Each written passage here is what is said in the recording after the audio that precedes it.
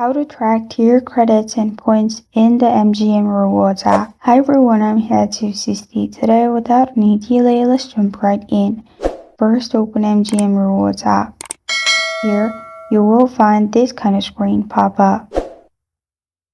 Simply click on Rewards at the bottom right. After you click here, you'll find Sign In option. Make sure you're signed in to your account.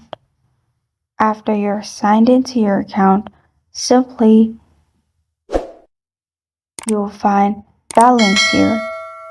After you click on balance, you'll find your tier credits, points, and express comms as well.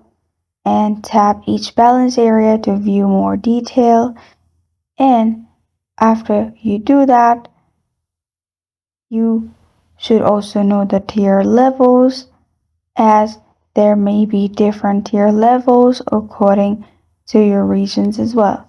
And this is how to track tier credits and points in the MGM Rewards app.